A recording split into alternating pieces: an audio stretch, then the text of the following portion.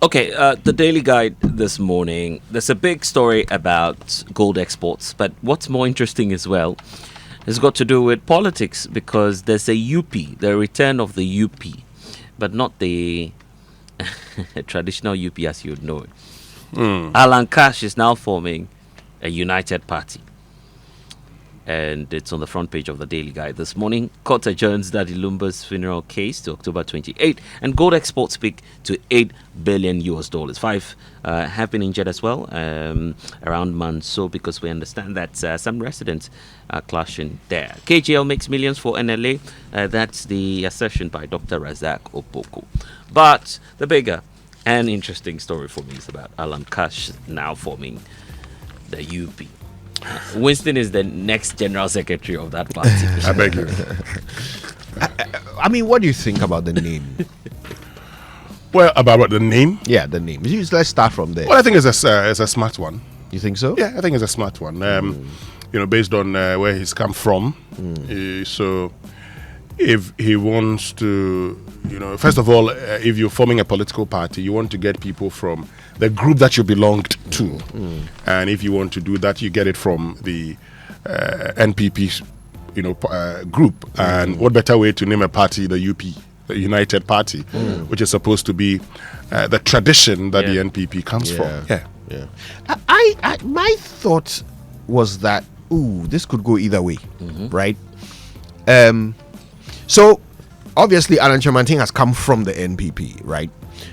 And currently the NPP are no friends of his. So to win, you never know. Well, I mean, I think on the face of it, right? On the face of it, yeah. And so to win NPP supporters to his side, it's quite an uphill task, right? Now, in this country, currently, it's either NPP or NDC, like big numbers. That's where they settle. Yeah. And the NDC people, they consider themselves Nkrumaists, don't they? And UP and the Nkrumaists are not friends, are they? So I don't think all NDC persons are Nkrumaists. Well, they are more socialist. Kind of like Nkrumah. Not entirely, right? Because the founder has been on record to say that he's not mimicking Nkrumah anyway. But however, there are many NDC people who kind of yes. associate themselves, especially with the president. Yes. So has he chosen a name that might alienate both of the big parties? We don't know, but I just wondered whether that could be for me an outcome. I feel, and I keep saying that. I told Winston the other day that I think he's just making a statement, right? Because at this point, it is clear that it will take quite a lot for the UP to win the next general elections. Because if you're forming a political party now, you've already lost a year, 3 more years, say, to the next elections. You'll have to reorganize, you'll have to set up in all 16 regions, then gain more following. So that's a lot of work for you to aim at winning the next elections. So if you're not winning the next elections, then the alternate, strategy for any political party will be to align, right? And that gives you bargaining power, because then you say, well, this is my stronghold, this is my, constituency. I could get you the numbers. And so I feel that that's what the United Party is doing now, just trying to spite the NPP and to say, hey, if you want power, you need some of our elements back. Because if you listen to the interim chairperson, Boniface, Abubakar, he says he's not taking advantage of the amnesty. I mean, they want to chart a new party. These are languages that will tell you that possibly they are in for more negotiations. Now, I have heard, for instance, I heard Yabo Abiyansama yesterday on Top Story. We'll come back to this later, but I just want to make this point. I heard him on Top Story. Now, what he said was that, the reason, a lot of people didn't vote for Alan Kyerematen because of if you vote, your vote won't count, that kind of thing. So, the 2 million people that the NPP said they lost, these are people who would have voted for Alan Kyerematen. Blessed, please get me the 2012 presidential results. John Mahama had 5.5 million votes. Just check that and confirm that for me. You mean the presidential? Yeah, presidential elections 2012. And how many votes did President Akufo-Addo have? Akufo-Addo got about 5.2 million votes. Check that if that is correct. I'm just, guessing. Just check that for me. I want to do that a quick analysis, and I'll show you how incumbents lose elections and why you should not think that is going to be the trick. Have you seen it? You've seen that? Yeah, I'm just okay. Oh, just check that for me. I want you to, share the results with me. Maybe what I said is actually the truth. So let's get to 2016. Now, the same John Mahama, who had 5.5 million votes in 2012. Now in 2016 gets 4.5 million votes. It's a reduction of 1 million votes. 1 million. Yeah. Guess what Akufo-Addo has? 5. An increase of 300,000. That's sinking a little bit. Does that play out from between 2020 and 2024? Where the NPP at the time had about 6.7, NDC 6.2, 500,000 margin. But by 2024, the NPP is getting about 4.7. NDC is still around the 6.3 million thereabout. Now, it tells you something. And this is something we've talked about over and over again. Apathy would always set in at some point in time.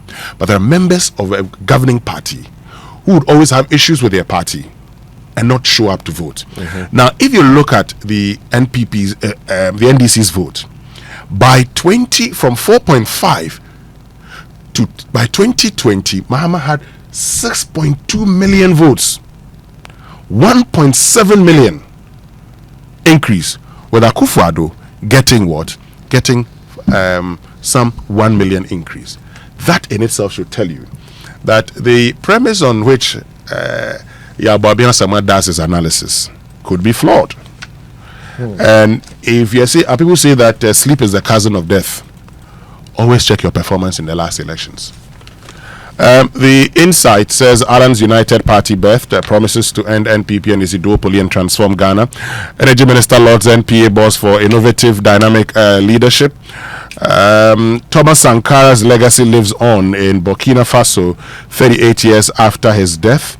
And United States military escalation against Venezuela repeats Iraq war blueprint. And how KGL makes millions for NLA and uses profits to support national development. On the front page. Same stories on the front page of the Ghanaian publisher, but there's an interesting story around gold board because small-scale gold exports is now hitting $8 billion US. That's the focus of the Ghanaian publisher this morning as well. Then there's the controversy around the Agenda 111 projects. Dr. Okoboy is demanding an update on the project, says at least 3 or 4 were completed by the SWAL administration. So it's bringing us back into that spiral of political debate on government the has status responded of the project. to that. They say those 3 or 4 were not handed over in a state in which they could be used. And were not in use. In fact, if you go by, because I recall covering the government tracker, just days or weeks before the general elections, you go into that database, and with that story on top story, you go into the database and the government itself did not indicate that these facilities were ready and were in use at the time. If you're going by their own database at the time they were leaving office, it does appear that almost all were not ready. There is something about this which bothers me because it borders on causing financial loss to the state, willfully doing so. Right? We're being told now by the current government that those 3 or 4 hospitals were handed over in a state not fit for use. And so they are now having to, or I don't even know if they are, complete these hospitals. But in construction, when you sign a contract with a contractor, there's something called retention. You keep a certain percentage of the total value of the contract until the day when the project is completed, both parties agree that it is completed to the standard that was expected, and the handover is done. Now, you can't commission a hospital that has not been handed over to you. So if those hospitals were commissioned, and I believe they were. They were? Good. Well, you saw the pictures, didn't Good. you? If they were commissioned, that means somebody took handover of those hospitals. And this new government is saying that those hospitals were not fit for use. Well, so probably it could be a technical definition of not fit for purpose, right? Either way. Probably it was almost getting ready. Either way, if you take handover and commission a building, then you affirm it should be complete. Yes, I get your point. And so if you took handover of a building that was not complete, what happened to the retention? Did you pay the contractor the retention? Did you pay for something that is not fully done? Right? And you see, the question goes to both governments, both the previous and the current. Yeah, true. Right? So did the previous government do this? And is the current government sitting there? If they say that this is what happened, are they just sitting there?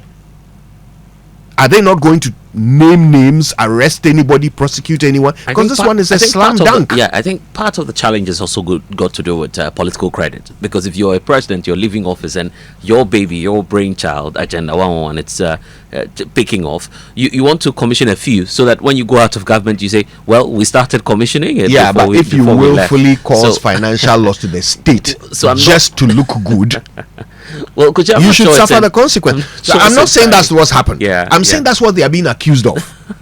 You understand me? That's what they are being accused of. Anyway. Yeah, but the accuser too. Are you just sitting there? Politics for you, of course. Credits games, right? Anyway. Yeah. We can now go online. It's not online yet. you have one more? Okay. Yes, Ken shades DMB for conceding defeat in 2024. Newly recruited, that's the inquisitor, newly recruited nurses to be paid in November. Health Minister and Energy Minister eulogizes NPA boss. Great. And they bring you the online review. All right. What's myjoyonline.com. Government will be able to exit current IMF program come next year. That's according to the Bank of Ghana governor, who's away at the IMF annual meeting. So he's quite confident that something will pull through. We're just hoping that we'll live at a good time where we're on both feet, because we don't want to be in the spiral again of the IMF programs. For me, the question is not when do we leave. The question is how long till we are back. Because we keep going. Yep. We keep going. No more protocol, security services recruitment under NDC.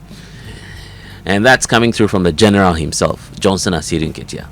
He's vowing for a merit-only system, according to him, for our security services. And I think that's what we ought to be doing. Did you see his outfit during one of the Thank You to editions, Kojo? No, what was he wearing? He had Chairman Asiedu Nketia written on a vest that had the camouflage, right? So he was looking more like a PNDC cadre, indicating his resolve to thank the people of Ghana. That's right. And whether they want to be thanked or not, and whether Kojo Yankson has an issue with it or not, we will continue to thank the people of Ghana. Thank you. Yes. Anyway, let's move on. I don't intend to go back to NPP. Stand there, let me thank you. General is thanking you. You have to salute.